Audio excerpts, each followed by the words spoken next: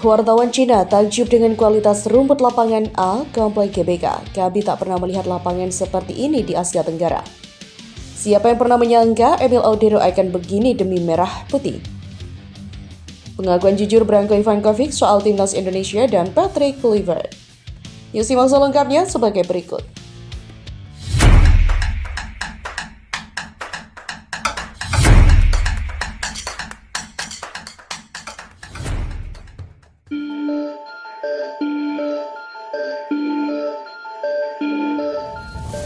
Timnas Cina memulai sesi latihan pertama di Jakarta sebagai persiapan melawan Timnas Indonesia pada Selasa 3 Juni malam.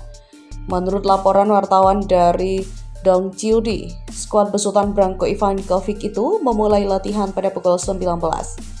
Sesi latihan tersebut digelar di lapangan A Komplek Gelora Bung Karno, Senayan, Jakarta. Namun, sesi latihan tersebut digelar tertutup untuk wartawan Indonesia dan hanya pers Cina yang diizinkan meliput.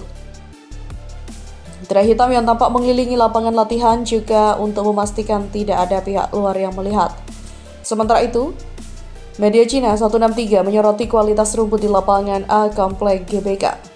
163 menyebut kondisi lapangan bagus dan rumput yang digunakan tidak lebat seperti yang biasa terlihat di Asia Tenggara.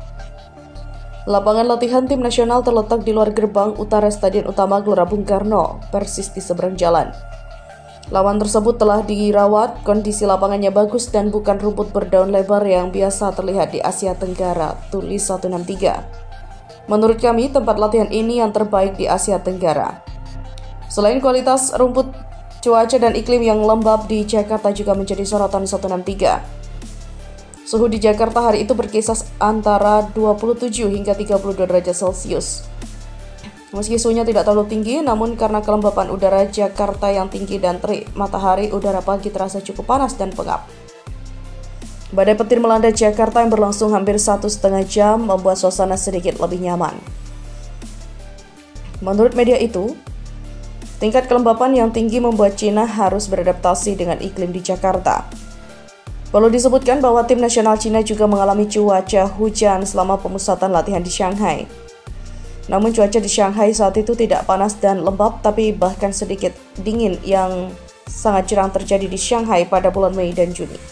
Ini sama sekali berbeda dengan kondisi saat ini di Jakarta. Setelah tiba di Indonesia, tim nasional Cina harus beradaptasi dengan iklim baru, tulis 163. Namun 163 menilai kondisi cuaca cukup adil bagi kedua tim lantaran Indonesia diperkuat oleh banyak pemain dari Eropa. Namun banyak pemain juga menyebutkan dalam wawancara bahwa banyak pemain Indonesia berasal dari Eropa.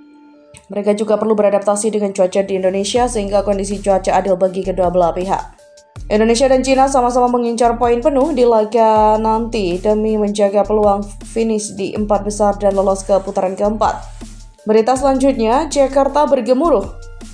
Stadion Utama Gelora Bung Karno siap menyambut malam yang syarat emosi dan harapan. Kamis 5 Juni 2025 pukul 20.45 bukanlah sekedar pertandingan biasa bagi timnas Indonesia. Ini adalah duel hidup mati melawan Cina, sebuah langkah krusial dalam ambisi melaju ke putaran ketiga kualifikasi Piala Dunia 2026.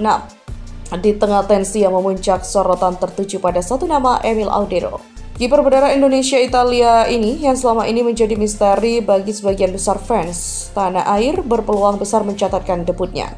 Dan jujur saja, debut ini lebih dari sekedar pertandingan pertama baginya. Ini adalah kunci untuk masa depan tim Garuda. Kehadiran Emil Audero cukup memicu gelombang optimisme. Sosoknya yang kalem namun penuh karisma langsung menarik perhatian. Saat ditemui awak media, pesannya singkat namun menusuk kalbu. Saya hanya ingin mengucapkan terima kasih dan tentu saja teruslah dorong dan dukung kami karena Anda bisa seperti 12 pemain kami di lapangan. Sebuah pengakuan tulus tentang kekuatan supporter yang memang telah terbukti berkali-kali menjadi energi tambahan bagi para penggawa merah putih. Pesan Emil bukan sekedar basa-basi, ia telah merasakan langsung dahsyatnya dukungan publik Indonesia saat datang ke Jakarta untuk laga melawan Bahrain pada Maret. Terakhir kali saya melihat dan merasakan apa yang artinya bagi orang Indonesia untuk mendukung tim ini dan tentu saja itu sesuatu yang sangat besar. Pengalaman itu katanya membangkitkan kebanggaan luar biasa bagi para pemain. Suasana yang luar biasa, perasaan luar biasa yang kami miliki selama pertandingan. Tambahnya menggambarkan betapa atmosfer Gelora Bung Karno benar-benar mampu mengangkat performa tim. Kini dengan absennya kiper utama Martin Paes karena akumulasi kartu kuning, panggung terbuka lebar bagi Emil. Namun mari kita jujur, kedatangan Emil Audero ke timnas bukan hanya sekedar untuk meramaikan persaingan. Ia membawa serta pengalaman dan kualitas yang tak terbantahkan dari kompetisi Eropa. Sebuah level yang mungkin sedikit di atas rekan-rekannya di liga lokal. Kemampuan membaca permainan, pengambilan keputusan yang cepat, serta refleks yang akurat akan sangat dibutuhkan dalam laga krusial ini. Laga melawan Cina ini ibarat gerbang pertama menuju mimpi besar. Indonesia saat ini berada di posisi keempat klasemen sementara grup C dengan 9 poin.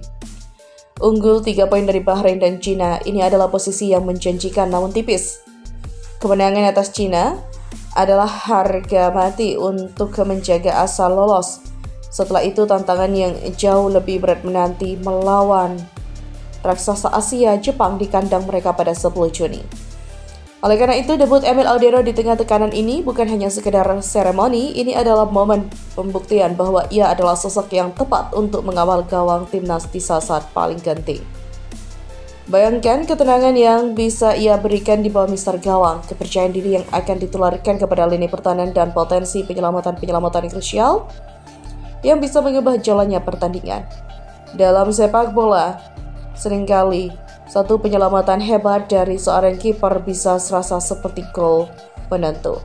Maka ketika peluit kick off berbunyi pada Kamis malam, mari kita berikan dukungan penuh kepada Emil Audero dan seluruh penggawa timnas. Kita tahu tekanan itu nyata, harapan itu melambung tinggi. Tapi dengan keberanian, kerja keras, dan dukungan tak henti dari pemain ke-12 di tribun, impian Piala Dunia 2026 bukanlah sekedar fantasi. Emil Audero siap untuk unjuk gigi. Apakah kita siap untuk bersorak menyambut sejarah baru? Pelatih timnas Cina Branko Ivankovic memuji pelatih timnas Indonesia Patrick Kluivert.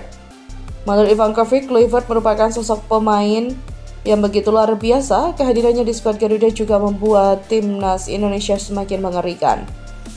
Branko Ivankovic tidak meragukan kualitas dan pengalaman yang dimiliki Patrick Kluivert.